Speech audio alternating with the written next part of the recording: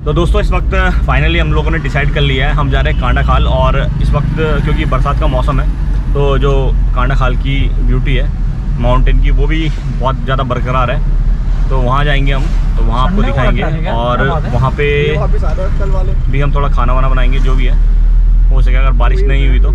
और फिलहाल तो मैं आपको दिखाता हूँ, आज संडे है तो वीकेंड में आप देख सकते हैं मौसम तो अच्छा ही है। कितना ट्रैफिक है यहाँ पे, काफ़ी ज़्यादा ट्रैफिक है, काफ़ी लोग निकले हैं यहाँ पे। लेकिन जो लोकेशन है यहाँ पे वो काफ़ी ज़बरदस्त है। और इस वक्त हम दुगड्डा वाली रोड में, तो ये देखिए आप। अरे वो वाली गाड़ी दे रही। तो ठीक है यार, मिलते हैं आपसे आगे अगर कुछ दिखता है तो। फिलहाल तो अब सीधा रोड ही है। कांडा खाल जाते समय हमें रास्ते में सुंदर सुंदर नज़ारे दिखने को मिल रहे थे। कुछ देर बाद हम मटियाली वाले रूट में पहुंच गए और वहां हमने अपनी बोतलें भरी, क्योंकि कांडा खाल में जहां हम डे कैंपिंग करने वाले थे वहां पे पानी नहीं है। तो आप मटियाली पहुंच जाएंगे तो यहाँ पे आपको हमेशा नल मिलेगा। तो हमने पानी भर लिया है और फिलहाल लगा देते हैं इस पाइप को दोबारा वापस और खोल देते हैं ताकि पानी चले जाए जहाँ। बोतलों में पानी भरने के बाद हम अपनी लोकेशन जहां हमको आज डे कैंपिंग करनी थी वहां पहुंच गए। लेकिन फिर प्लान में एक ट्विस्ट आ गया और हम बादलों का पीछा करते करते कांडा खाल का पहाड़ छोड़कर चैलूसैंड के पहाड़ की ओर बढ़ चले। अब हम अपनी डे कैंपिंग चैलूसैंड के ही पहाड़ों के आसपास कहीं करने वाले थे। बस हमें तलाश थी एक अच्छी और परफेक्ट लोकेशन की जहां हम आज का दिन पूरा बिता सकें। चैलूसैंड के रूट में हम पहली बार जा रहे थे। सचमुच चैलूसैंड के पहाड़ बहुत ही खूबसूरत थे और जो हरी घास की मोटी परत जमी हुई थी वो मन को और भी ज़्यादा सुकून दे रही थी। देखो आप खेत देख सकते हैं और उधर एक गांव है, न जाने वो कौन सा गांव है मुझे खुद पता नहीं है। लेकिन आजकल सच में ही पहाड़ों का जो मौसम है वो काफ़ी हरा भरा हुआ है।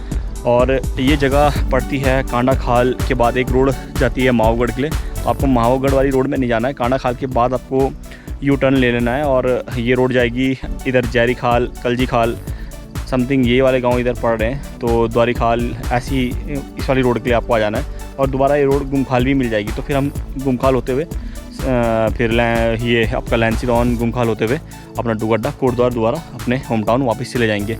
तो जहाँ जहाँ पे हमें को लोकेशन अच्छी दिख रही है मैं आपको बता रहा हूँ। होपफुली आपको भी ये वीडियो में मज़ा आ रहा होगा। और ग्रीनरी काफ़ी है। नदी का हमने कुछ लोकल्स लोग थे हमको मिले थे, उनसे पता किया कि यहाँ पे कुछ नदी है।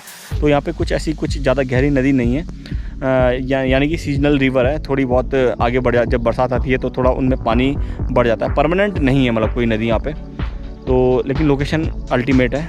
और हम अपने साथ ये देखिए आप पूरा लोकेशन आप देखिए। और हम अपने साथ लेकर आए हैं यहाँ पे टेंट और लोकेशन यहाँ पे हम टेंट लगा सकते हैं। तो यहाँ बढ़िया लोकेशन है आपका। और यहाँ पे नाइट कैंपिंग के लिए तो इतना बढ़िया नहीं है, लेकिन आप डे कैंपिंग यहाँ पे कर सकते हैं। नाइट कैंपिंग का मैं आपको सजेशन यहाँ पे इसलिए नहीं दूँगा क्योंकि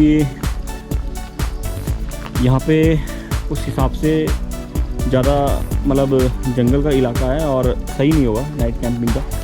तो यहाँ पे आप डे कैंपिंग ज़रूर कर सकते हैं, एक अच्छा दिन बिता सकते हैं। और वो देख सकते हैं आप, हमारे दोस्त आपको कहीं दिख रहे होंगे उस कोने में ऊपर जा रहे हैं। अभी हम उस वाली ऊपर जाते हैं पहाड़ में और उसके बाद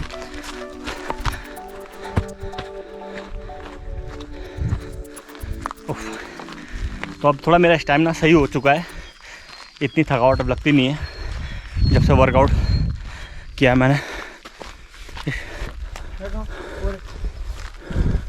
और ये तो बहुत टॉप में निकल चुके हैं ना,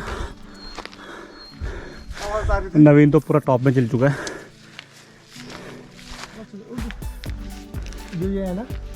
और फाइनली नवीन ऊपर से अब आ चुका है नीचे। जगह है वहाँ रोड है कहीं? कैसा था नवीन उधर? नहीं, अरे वो पार्टीशन है यार।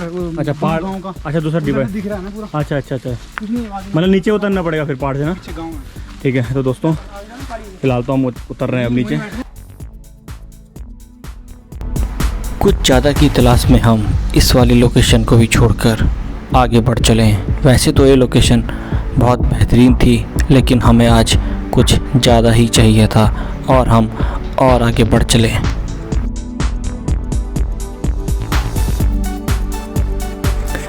आगे बढ़ते बढ़ते अब हम चैलू सैंड वाले रूट में पहुंच गए। आगे जो साइन बोर्ड था वहां से चैलू सैंड की दूरी 6 किलोमीटर थी और अगर आप दूसरी छोड़ जाएंगे तो वहां से आप डुगड्डा पहुंच जाएंगे। तो हम चैलू सैंड वाले रूट में मुड़ गए।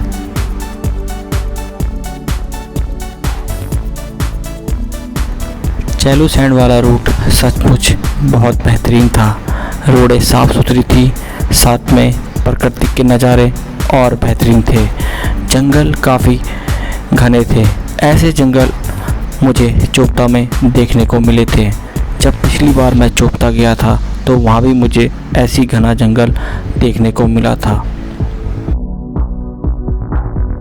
इन सुंदर वादियों का नज़ारा लेते लेते आखिरकार हम आज की अपनी डे कैंपिंग लोकेशन में पहुंच ही गए और हमने फैसला किया कि हम यहीं अपना डे कैंप करेंगे। फाइनली दोस्तों इस वक्त हम चौली सैंड से थोड़ा पीछे आ चुके हैं। चौली सैंड मार्केट गए थे, वहाँ पे सारा बंद पड़ा होता। उसके बाद हमको ये लोकेशन मिली है, तो जो काफ़ी अच्छी लोकेशन है।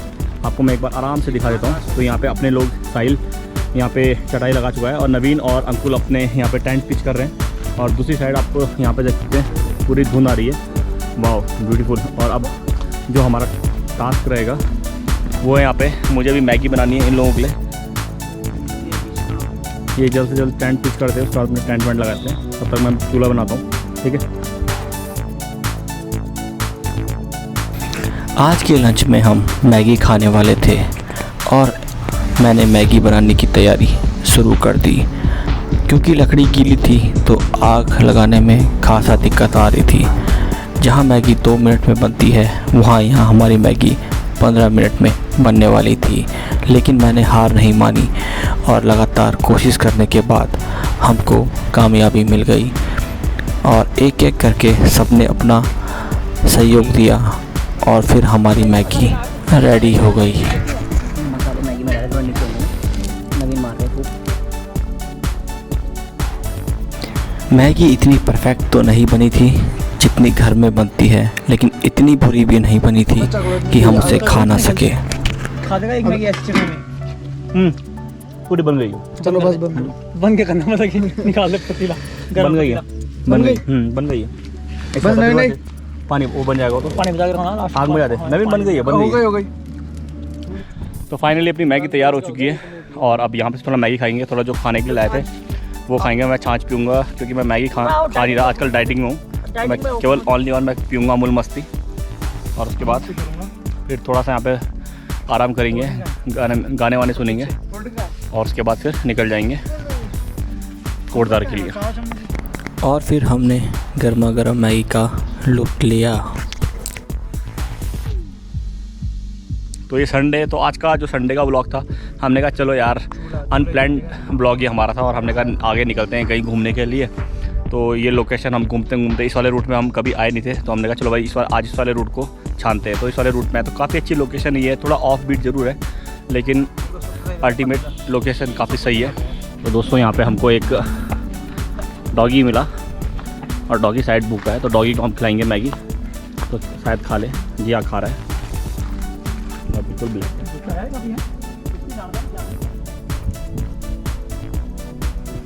खाओ बेटा खाओ।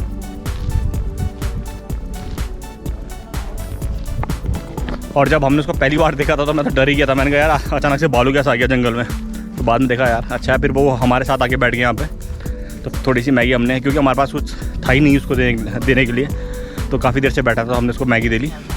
उसने खा भी ली है, मतलब खा ही रहा है देखो, ठीक है। तो उसकी भूख तो मीठी होगी, चलो ठीक है। और अब साहिल उसको और देने जा रहे हैं उधर, एक बार तो दे चुका है।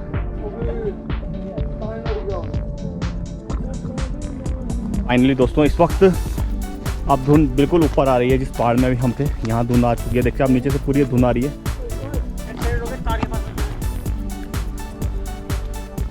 वाओ वाओ, ये देखिए उड़ती है पूरी धुंध। वही अपने दोस्त इधर फोटो शोटो लेते हुए। कैंपिंग लोकेशन में 3-4 घंटे बिताने के बाद अब हम वापस अपने घर की ओर चल पड़े थे। और जिस प्रकार से मौसम हो गया था तो हमें अभी और भी सुंदर नज़ारे दिखने की पॉसिबिलिटी बढ़ चुकी थी, क्योंकि मौसम अब और भी बेहतरीन हो चला था तो हमारी एक्साइटमेंट और भी ज़्यादा बढ़ चुकी थी। अब तो पूरे बादल रोड पे ही आ गए थे और ये धुंध हमें और भी मज़ा दे रही थी।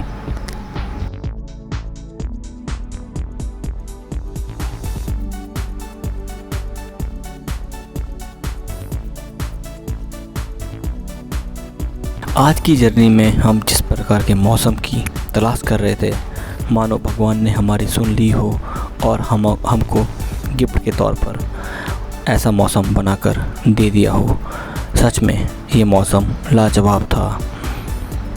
यहाँ पे मैं पूरा दिन बिता सकता हूँ अकेले।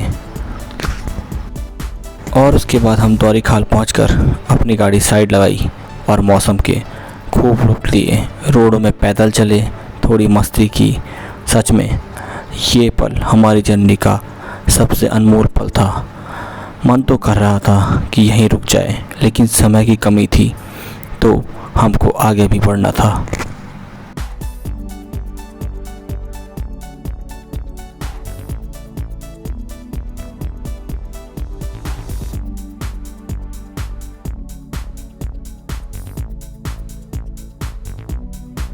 ये दौरी खाल का बोर्ड और यहाँ से गुंखाल की डिस्टेंस 12 किलोमीटर बता रहा है। और जो मौसम है वो बिल्कुल लोकेशन ये देखिए। साहिल कुछ कहना चाहेंगे आप इस मौसम के बारे में? मतलब ये हमारी अनप्लान्ड ट्रिप थी, अचानक से बनी और अनप्लान्ड ट्रिप से अच्छी होती है काफ़ी। अक्सर आपने देखा होगा, आपने कितना प्लान किया होगा, कितनी बार आप जा ही नहीं पाए होंगे। और बिल्कुल ऐसा लग रहा है कभी ज़्यादा मज़ा नहीं आएगा। बादल पूरे हमारे से 10 में नीचे से आपको 2 में मज़ा आएगा। तो जो आपका रेट है वो काफ़ी कम है, लेकिन अनप्लान में क्या आप कभी भी जाए आपको मज़ा ही आएगा। अच्छा सही है, वाह। और ये पहाड़ देखो, भाई तो अलग ही है ना, यार जन्नत है ना।